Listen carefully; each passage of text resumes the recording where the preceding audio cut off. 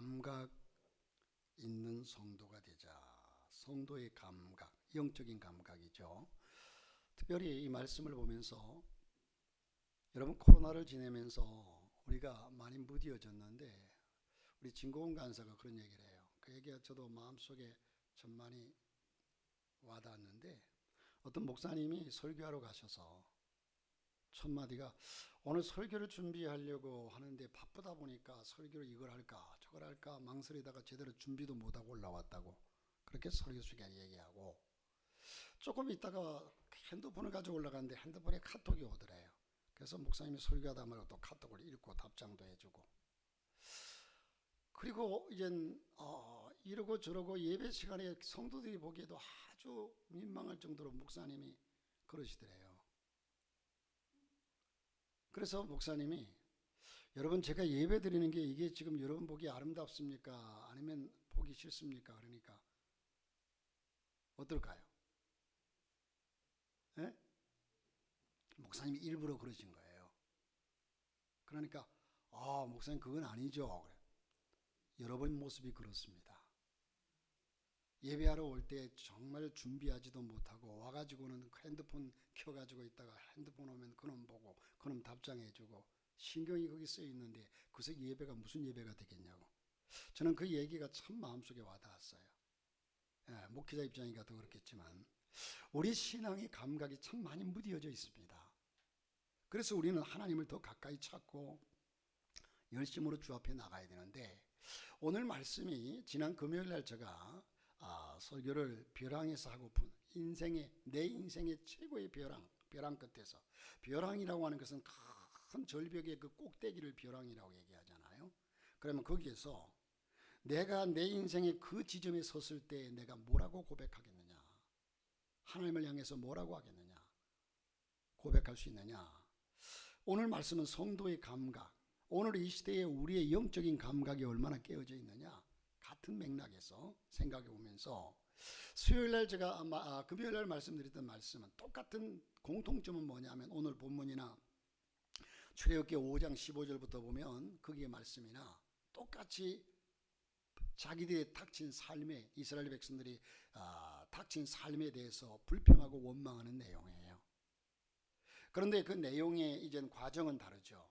첫 번째는 이젠 출애굽기 5장에는 하나님이 모세를 이스라엘 백성들이 보내서 저들을 구원케 하라, 저들을 해방시켜라. 그래 바로에게 찾아가잖아요. 바로에게 찾아갔더니 이 바로가 금방 내어줄 줄 알았는데 내어주지도 않고 오히려 화를 내면서 저놈들이 편하니까 졌다 이 소리를 한다고 그러면서 집도 주지 않고 벽돌을 평소에 찍어내던 것보다 갑절이나 찍으라고 일을 더 가중시키고 더 힘들게 만드니까 얼마나 힘들겠어요. 그러니까 이 백성들이 모세에게, 당신이 누군데 여기 와서 감나라 배나라 하면서 우리를 이렇게 괴롭히느냐, 그러면서 원망하고 불평해요. 그리고 모세도 생각할 때 하나님이 가라고 했고 하나님 말씀하셨으니까 바로 왕이 이름 그대로 바로 왕이 바로 자기 백성을 내줄 줄 알았어요. 그런데 바로 내준 것이 아니라 바로 백성들에게 벽돌을 배나 굽게 만들어요.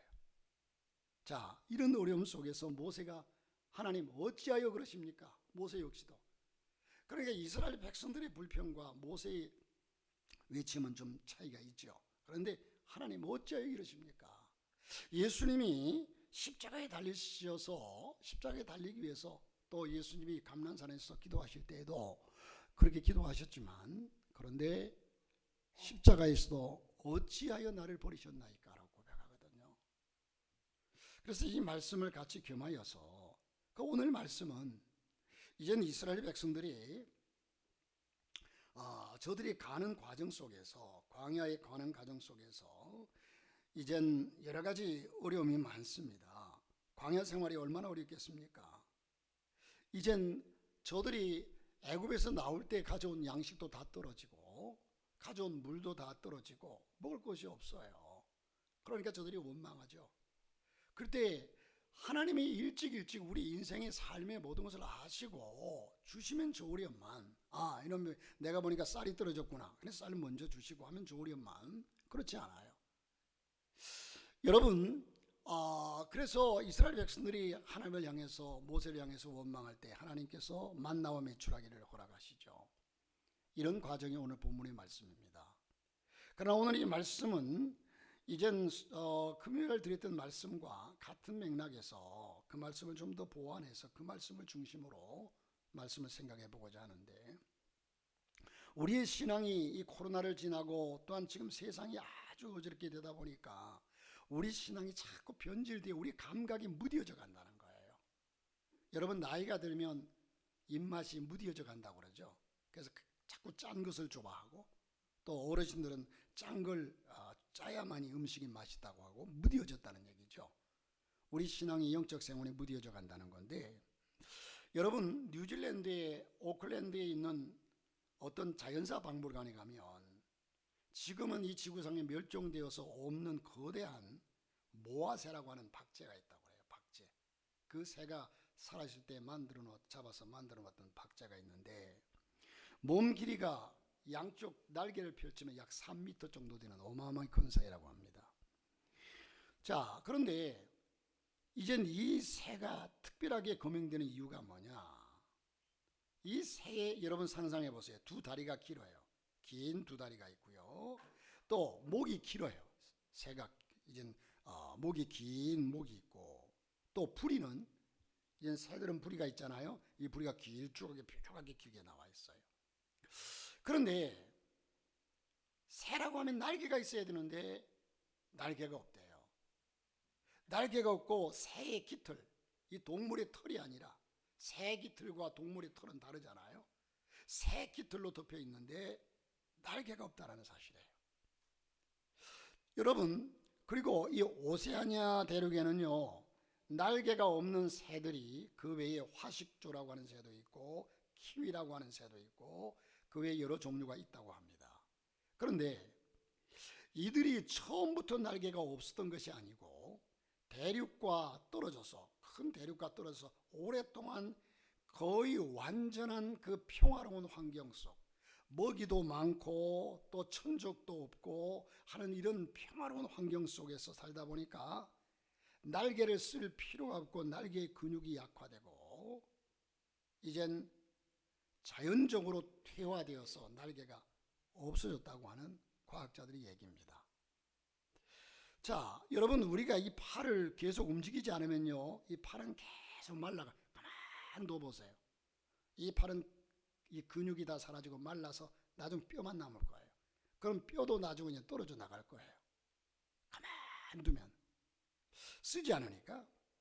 워낙 먹을 것이 풍부하고 좋은 환경터인더라 더 사나운 맹금류에게 잡혀먹을 천적도 없고 다른 짐승들을 잡아서 그러니까 자기 먹이를 다른 짐승에게 빼앗길 염려도 없고, 여러분, 이젠 동물의 세계를 보면 내가 사냥해서 먹을 정도가 아니라 남의 것을 빼앗아 먹어야만이 살 수 있는 그런 세계가 동물의 세계예요. 빼앗길 염려도 없고 다른 짐승들이 확보하는 음식을 빼앗을 필요도 없고 구태여 날지 않아도 살 수 있기 때문에 결정적인 원인이 거기에 있었다는 겁니다. 여러분, 순탄한 생활에 길들여져 있다 보니까 새로서의 속성인 날개를 상실하게 되었습니다. 자, 여기 이스라엘 백성들이 지금 노예로서 그 애굽에서 오랜 세월을 살다 보니까 노예의 속성이 아주 가득하게 담겨져 있습니다. 노예의 속성이. 그러니까 자기들은 특별한 책임감도 없이 그냥 시키는 데만 하면 시키는 대로 하고 주는 밥 먹고 아주 철저하게 노예의 속성으로 변화되어 있다는 겁니다. 이것을 이제 이스라엘 백성들이 저들을 깨워서, 저들의 감각을 깨워서 이젠 하나님의 백성으로, 자율적인 백성으로 만들려고 하니까, 수동적인 인간을 능동적으로 만들려고 하니까 쉽지가 않습니다. 동물뿐만 아니라 식물의 경우도 마찬가지로 대부분의 씨앗이, 여러분, 우리가 가만 보면 한번 생각해 보세요. 씨앗이 이젠 뿌리부터 나는 반면에, 그렇잖아요. 그런데 제가 알기로는 벽실을 못자리 하려고 뿌려요. 그럼 그 물이 넉넉해요. 그러면 거기에서는요, 이 씨앗은 물이 넉넉하니까 싹부터 뾰족하게 올라옵니다. 그런데 어느 날 물이 다 빠져버렸어요. 그 논에 물이 빠져버린 그 논에 벽씨가 쫙 뿌려져 있으면요, 그 벽씨는 뿌리부터 내립니다. 뿌리부터 내려요. 왜? 살아나려고. 생존을 위해서 뿌리를 내릴 수밖에 없는 환경 속에 살다 보니까 그 환경이 그 씨앗을 강하게 하기도 하고 씨앗 본래의 모습을 갖추게 하기도 한다는 겁니다. 자, 여러분, 저와 여러분이 하나님 앞에서 살아가면서 우리의 신앙생활이 정말 어떠한 상태인가를 감각을 다시 한번 온전한 감각, 하나님이 창조하신 형상을 따라서 감각을 느껴야 되는데, 그러나 분명한 전제는 우리 인간은 아무리 하나님의 능력이, 제가 신학교를 다닐 때에 늘 조두만 목사님께서 말씀하신 것이 생각나는데, 사람은 아무리 성령 충만해도 혈액형은 바뀌지 않는다 그랬어요. 아무리 은혜를 받고 성령 충만해도 혈액형은 바뀌지 않는다 하는 얘기는 인간의 한계를 벗어날 수 없고 인간의 그 모습을 벗어날 수 없다라는 거죠. 아무리 능력받아도요. 그런데 여기에 그런 상황 속에서 우리는 이젠 이 마지막 지금 이스라엘 백성처럼 그런 어려운 환경, 여러분, 환경과 어려움이 닥쳐왔어요. 그러면 믿음이 있는 사람은 그 어려움이 어렵지 않을까요? 믿음이 있으면 내가 배를 갈라 수술을 하는데 배를 갈라도 아프지 않을까요? 믿음이 있으면 한 대 얻어맞아도, 예수님은 하나님의 아들이니까 십자가에 못을 박아도 피가 흐르고 해도 아프지 않았을까요? 옆구리에 창을 찌르고 머리에 가시관을 씌웠는데도 피가 줄줄 흐르는데도 예수님은 아프지 않았을까요? 여러분, 우리 인간은 아무리 믿음이 있어도요, 어떤 환경과 여건 속에 그것을 느낄 수밖에 없어요. 믿음 있는 사람도 고통이 오면 그 고통 똑같이 느끼고요, 믿음이 없는 사람도 고통이 오면 똑같이 그 고통을 느껴요. 그러나 결론은, 오늘 말씀의 결론부터 말씀드리면, 그 고통을 얼마나 잘 견디어 가느냐가 믿음이라는 거예요. 그 고통을 어떻게, 믿음이 없으면 그 고통을 좌절하고 포기하고 이러고 마치죠. 그러나 우리는 그 고통을, 그러니까 오히려 더 힘들죠. 그 고통을 견뎌 나가려니까. 자, 그러면 오늘 여기에서 서론의 낭떠러지를 얘기하는데, 그 낭떠러지 내 인생에 이젠 앞으로도 뒤로도 아무리 나 혼자서 몸부림쳐봐도 인간의 힘만으로는 어찌할 수 없어. 주님 의지합니다. 주 의지합니다. 성령으로 거듭남 주시옵소서. 아무리 나 혼자서 몸부림쳐봐도 인간의 힘만으로는 어찌할 수 없을 때, 그러면 모세가, 지금 백성들은, 자, 하나님께서 모세에게 그냥 능력 줘, 이제 인간에게 주는 능력은 한계가 있습니다. 모세가 하나님 아니잖아요. 그러면 모세가 가서 바로가, 그러면 바로에게 가가지고 그냥 하나님께 기도하니까 바로가 고통스러워 견딜 수가 없어서 빨리 데려가거라 뭐 이렇게 뭔가. 그런데 이 모세도 지금 어찌할 수가 없어요. 바로가, 그게 권력자인 바로가 더 백성들을 쥐어짜니까 백성들은 원망하고 고통하고, 이 상황 속에서 모세도 지금 안타깝고 백성들을 바라보는 마음이 안타깝고 답답하고 어찌할 바를 몰라. 그래서 하나님께 하나님 어찌하여 이러십니까? 어찌하여 이러십니까? 이 말밖에 할 말이 없어요. 이렇게 외치고 있습니다.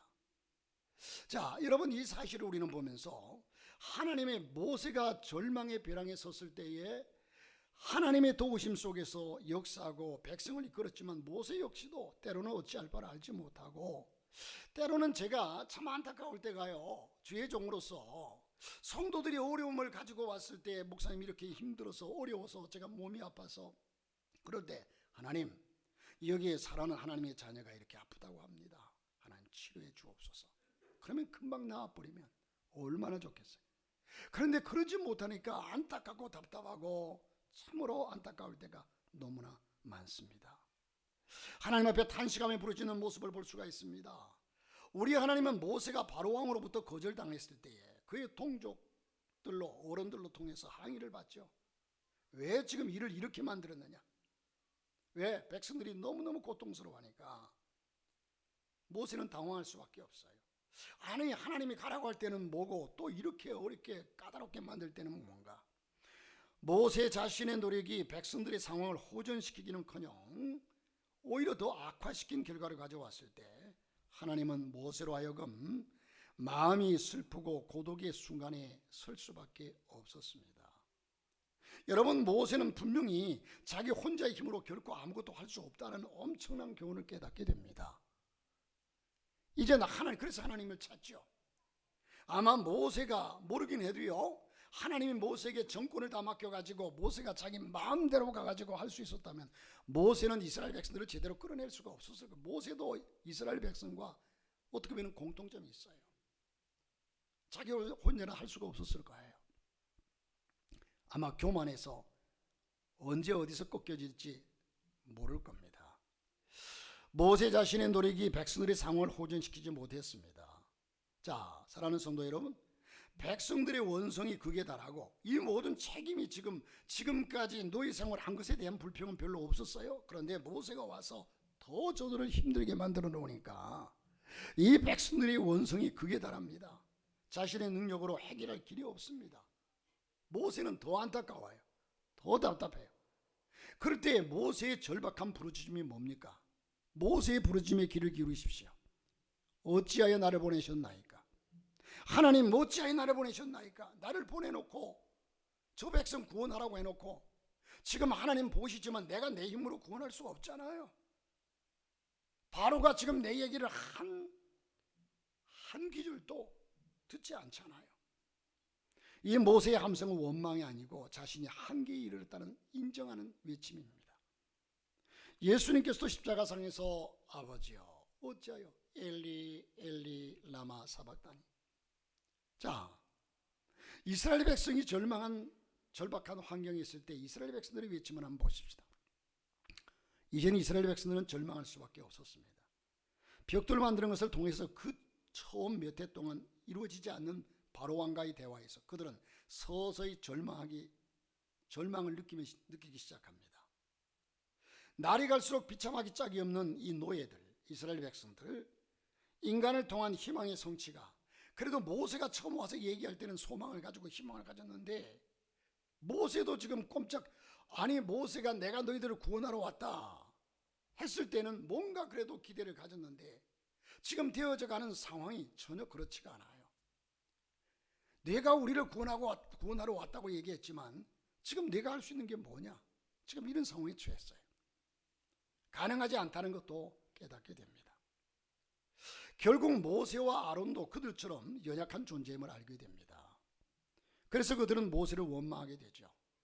여러분, 이와 마찬가지로 하나님의 존재를 믿고 사는 현대 그리스도인들은 저와 여러분이 살아가면서 우리 인간에게 수없는 고난이, 여러분, 금요일날도 제가 그런 말씀드렸지만 지나간 고난들, 여러분 태어나서 지금까지 내 인생의 최고의 고난이 이것이었다고 한번 고백할 만한 그런 것들을 여러분에게 물으신다면, 나는 한 번도, 젊은이들은 모르지만 그래도 인생을 살 만큼 산 분들은 나는 한 번도 그런 어려움이 없었다고 얘기할 사람은 한 사람도 없을 거예요. 어떤 이는 질병으로, 어떤 이는 또한 이런 경제적으로, 어떤 이는 가정적으로 이런 일 저런 일 숱한 고통을 겪었을 거예요. 그러면 그 고통이 앞으로는 절대로 내가 한번 겪었으니까 오지 않는다는 보장이 없어요. 또 그 고통이 언제 찾아올지 몰라. 이게 인생입니다. 이게 인생이에요. 자, 이런 환경 속에서 있는 이스라엘 백성들입니다. 자, 우리도 이런 고백을 할 수밖에 없는데, 그러나 그들이 인간에게서는 완전히 소망이 끊어졌다고 생각할 때 오직 하나님만을 의지하는 믿음의 길이 예배되어졌습니다. 요나가 바닷속에서 이제 빠져서 다 죽을 수밖에 없는 상황에 처하자 그때까지 그들이 살아남기 위해서 할 일을 다 했어요. 모든 귀하게 여긴다는 그 모든 보물도 짐도 전부 바다에 다 던져버렸어요. 그럼 마지막에 이 요나가 하나님을 찾습니다. 여러분, 이제 노예 생활로 시달리면서 모세와 아론을 원망하다가도 하나님의 자비의 손길을 쳐다보는 그들의 신앙이 서서히 싹트기 시작합니다. 왜냐하면 결국은 하나님밖에 없기 때문에 그래요. 그래서 사실상 우리 인간들은 자신들이 모두 할 것까지 생각하고 힘쓰고 애쓰고 하나님께 기도합니다. 이젠 또한 처음에는 내가 할 수 비빌 수 있는 언덕에 경제적인 언덕, 권력의 언덕, 뭐 이런 언덕, 사람을 의지하고 힘껏 힘쓰고 애써보지만 그래도 결국은 안 될 때에는 마지막에 우리의 기도는 내 주여 뜻대로 행하시옵소서. 내 뜻은 이것이었고 내 생각과 소망은 이것이었지만 그러나 분명한 것은 여러분, 하나님의 뜻은 선하신 겁니다. 절대적인 것이 선하신 거예요. 그런데 우리는 아직 어리석어서 지혜롭지 못해서 깨닫지 못하여 눈에 보이는 것만 가지고 원망하고 그것으로 결론을 내려버려요. 여러분, 사람은 어려움이 닥칠 때 무엇인가 신을 찾게 되어 있습니다. 우리는 영적인 존재니까 종교를 가졌든 안 가졌든 간에 인생의 맨 밑바닥에 처하면 신을 찾게 되어 있어요. 하다못해 산신령을 찾든 뭘 찾든 찾게 되어 있습니다. 그리스도인은 하나님을 찾고 의지하는 존재들입니다. 사랑하는 성도 여러분, 우리 인생은 어차피 누구에게나 절망적인 때가 찾아오고 고난이 찾아옵니다. 그러나 우리의 감각이, 영적인 감각이 살아있어야 우리는 하나님을 찾을 수 있다는 거예요. 영적인 감각이 살아있어야. 그런데 영적인 감각을 잊어버리면 결코 찾을 수가 없어요. 이젠 마지막 우리 자신이 그 마지막 실망의 실패의 현장, 그 벼랑에 섰을 때에는 어떻게 해야 되겠느냐라는 겁니다. 우리 인생길을 따라서 반복되어지는 실패를 통해서 하나님께서는 똑같은 교훈을 가르쳐 주십니다. 여러분, 우리는 우리 자신을 시인하고 정당화시키지 못합니다. 하나님을 받들고 기쁘시게 하는 우리의 노력으로 우리의 삶을 형통케 하고 평안케 하면, 그러면 좋으련만 오히려 마지막에 끊임없는 당혹감을 불러일으키고 우리가 감당해야 될 벽돌의 수요는, 여러분, 앞으로 길이 보이지 않아요. 길이 보이지 않습니다. 그리고 흔히 사람들이 쓰는 얘기 가운데 갈수록 태산이라는 거죠. 더 가중돼요. 더 힘들어요. 어떻게 감당할 길이 안 보여요. 늘어만 갑니다. 이스라엘 백성들에게 주어지는 것은 벽돌을 더 많이 가중시켜 그 벽돌을 붙게 만듭니다. 우리가 남의 일이니까 그럴 수도 있겠다고 생각할지 모르지만 이스라엘 백성들에게 있어서는 얼마나 큰 고통인지 몰라요. 또 오늘 본문에서도 저들이 가다가 양식이 떨어져 주변 환경을 바라볼 때는 모두가 광야, 먹을 만한 음식을 구할 만한 여건이 전혀 아니에요. 양식이 떨어졌어요. 목이 말라요. 저들은 어찌할 바를 몰라요. 하나님이 그렇다고 나타나셔서 하나님이 지금 직접적으로 그들에게 말씀하는 것도 아니고 모세도 한낱 인간이라는 사실. 그래서 사실 여러분, 저와 여러분이 때를 따라서는 이스라엘 백성들을 바라보면서 참 무지하고 이젠 참으로 어리석은 백성들이라고 얘기할지 모르지만, 여러분, 인간이란 아까 말씀드린 것처럼 고난과 역경 속에 처하면 똑같은 어려움을 당할 수밖에 없어요. 똑같은 고난을 당해요. 그러면 그 고난 속에서 이스라엘 백성들이 주위 환경과 여건을 바라볼 때에 지금 옛날에 받은 은혜는 사람들이 잊어버리기 쉬워요. 내가 과거에 하나님의 은혜로서 이렇게 살아났고 하나님의 은혜로 살아왔다는 사실을 잊어버리고 지금 당한 문제만이 내 눈에 보이고 다른 사람의 모든 문제보다 내 문제가 제일 크게 보이는 것이 우리 인간입니다. 누구를 만원하고요. 그러면 이 문제를 어떻게 해결할 수 있느냐? 자, 이렇게 영혼이 완전히 황폐게 되었을 때에 우리는 하나님께로 나갈 수밖에 없어요. 우리 하나님께서 우리에게 주시는 이 66권의 말씀 가운데 두려워하지 말라, 놀라지 말라, 나는 네 하나님이 됩니다. 하나님은 언제나 우리에게 두려워하지 말라고 말씀하시지 너는 그 일로 인해서 죽을 수도 있느니라 이렇게 말씀하지 않았어요. 또 우리는 죽음의 현장까지도 하나님께 내어놓을 수 있는 것은 죽음 너머의 세상에 있기 때문에 그것이 궁극적인 우리의 삶의 터전이고 영원한 천국. 그러기에 우리는 모든 것을 하나님께 내어 맡기고 나갈 수 있는 이런 영적인 감각과 영적인 믿음이 있어야 된다는 겁니다. 하나님을 느낄 수 있는. 여러분, 그러므로 우리의 감각이 지금 현실이 어떤 세상인가? 여러분, 지금 그리스도인으로서 정직한 것은요, 내일 모레 투표할 거잖아요. 수요일에도 제가 광고에도 그렇게 썼습니다만, 지금 하나님이 보실 때에 우리가 보기에는 상대편 후보는 아주 대통령 자격이 없어, 내가 지지하는 사람 외에는 대통령 자격이 없어 하고 비판해요. 그러면 하나님께서는 저쪽에 이래서 그 비판하는 사람이 아니라 이쪽 사람을 이래서 원하신다면 여러분 어떡하실 거예요? 제가 어느 편이 아니라, 그러니까 우리는 몰라요. 하나님이 어떤 분을 세울지 몰라요. 하나님 보시기에는 어떤 분이 더 의로운지 몰라요. 그러니까 우리는 정직하게 절대로 남의 상대편을 저 사람은 대통령감이 아니야 비판하지 마세요. 뭘 안다고 우리가 그걸 결정하고 비판하겠습니까? 나는 내 나름대로 내 마음속에 정해진 사람 정직하게 가서 한 표 찍으십시오. 그러면 그 결과는 하나님이 책임지실 거예요. 할렐루야. 그런데 지금 문제가 뭐냐면 세상에 혼란하는 것이 너무 갈등이 심해서 양쪽 편이 적이 돼버렸어요. 이게 지금 국가적인 위기입니다. 국가적인 누가 대통령이 돼도 이것을 지금 하나로 통합시키고 해야 되는데 지금 그것이 제일 큰 문제예요.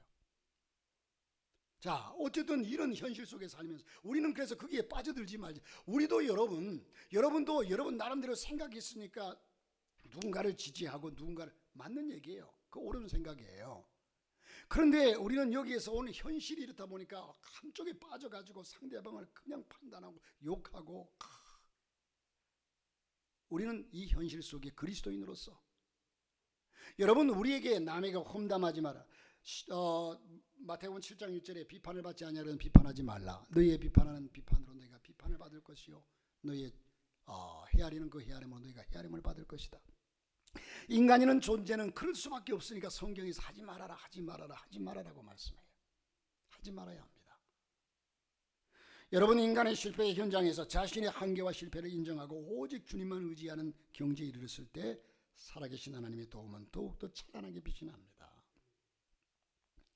여러분, 지난 금요일날도 이 예화를 내 주여 뜻대로 행하시옵소서의 찬양을, 그 찬송을 지은 저자가 벤자민 슈몰크라고 하는 분이죠. 찬송가에 보면 영어로 쓰여졌을 거예요. 벤자민 슈몰크라고. 그런데 그는 통나무 운막 흙벽돌집의 그 교회에서 그 마을이 떨어져 저기 멀리 떨어져 있는 마을이 36개인데 그 36개 마을이나 돌면서 복음을 전하고 어려운 일을 감당했습니다. 그러는 가운데 1730년에 사순절 주일에 과로로 쓰러졌습니다. 중풍병으로 한동안 와병 신세가 되었습니다. 오직 주님만 위해 사는 그가 회복된 후에도 끝내 오른손을 쓰지 못하고 그 후에 2번이나 중풍병이 발병했습니다. 백내장으로 고생해서 수술을 했습니다. 성공적인 것 같았지만 그러나 결국은 영영 두 눈을 실명하고 맙니다. 그 와병 중에 1737년 2월 12일 그는 세상을 떠나고 맙니다.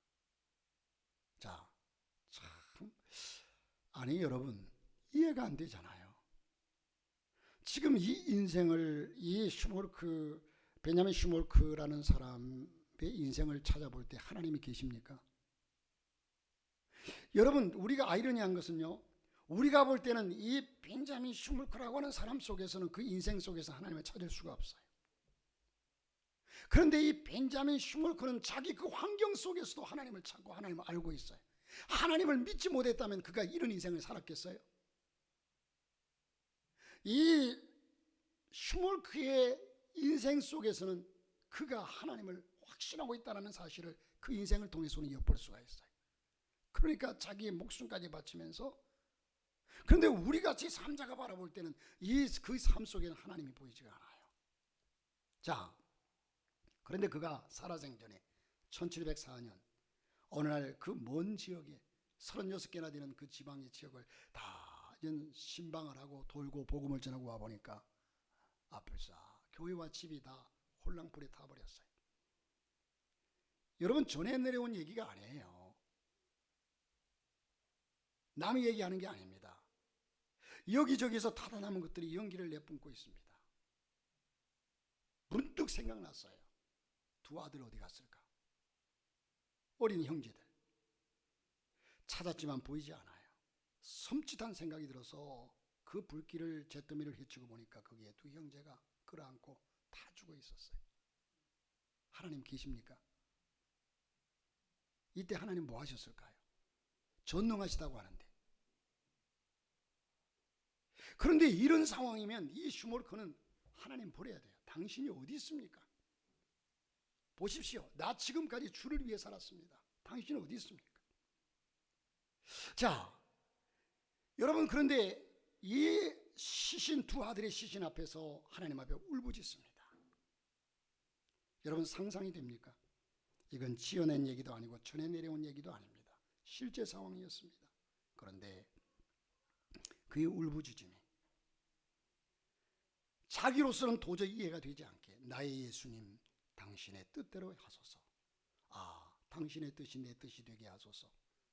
당신의 사랑의 손에 나의 모든 것 맡기려 하오니 슬픔 중이나 기쁨 중에 당신의 것으로 날 인도하여 주시고 내 주여 당신의 뜻이 이루어지시다. 이렇게 글을 남겼습니다. 이것이 찬송으로 변한 것이 내 주여 뜻대로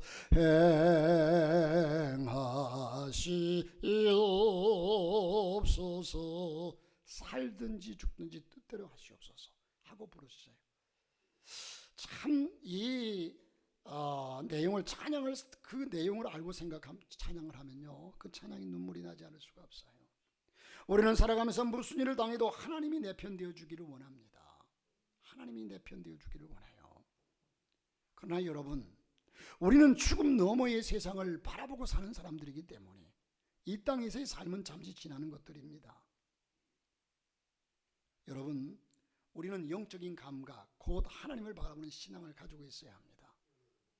우리는 분명한 것은 이 슈몰크라고 하는 사람이 그 인생 속에서는 하나님이 어떤 분이라는 사실을 저는 어떻게 느꼈기에 저런 상황 속에서도 하나님께 부르짖고 하나님께 자기 자신을 맡겼을까? 도저히 이해가 안 되잖아요. 우리가 그 인생을 바라보면. 그런데 분명한 것은 저렇게까지 하나님을 의지하고 바라보는 것은 저 인생에서 분명한 하나님을 만났기 때문이다. 제가 바보가 아닌 이상. 여러분, 고난과 어려움이 있습니까? 하나님께 의지하고 울부짖으십시오. 우리는 하나님의 자녀입니다. 그러나 분명한 한 가지는 이스라엘 백성들이 광야길을 가는 동안에 여러분, 저들이 가져온 음식이 없었지만 배고파 죽은 사람은 하나도 없었어요. 저들이 옷을 가지고 나와도 40년 동안 입었던 옷인데 그 옷을 구할 수도 없어요. 옷이 헤어지지 않더라고 그랬어요. 신발을 만들어 신으려고 이젠 해달의 가죽을 가지고 나오기도 했지만 그걸 40년 동안 신을 수도 없고 성막을 만들 때 다 굳어가 버렸어요. 그러나 성경의 결론은 저들의 발이 부르트지 아니하더라고 했습니다. 하나님이 그 고난은 고난대로 주셨지만 고난 가운데서 저들을 불꽃 같은 눈으로 보호하셨다는 사실을 우리는 보게 됩니다. 이 사실을 발견하게 됩니다. 두려워하지 마십시오. 우리 하나님이 계십니다. 여러분을 지금 바라보고 하나님도 여러분을 연단하기 위해서 부모가 자식이 엎드러져서 무릎이 까져서 피가 나고 엉엉 울 때에 그 아이를 제가 자립심을 키워줘야 된다. 그래, 일어나, 괜찮아. 마음이 아프면서도 제가 얼마나 아플까 하면서도 그 아이를 바라보면서 일어나라고 하는 것처럼 우리 하나님도 같이 마음 아파하십니다. 고통합니다. 그러면서도 우리를 연단시키는 하나님의 음성을 듣고 주님과 더불어서 하나님은 분명히 살아계시고 어제나 오늘이나 영원토록 통일하신 하나님을 믿고 승리하는 저와 여러분 될 수 있기를 주님의 이름으로 축복합니다.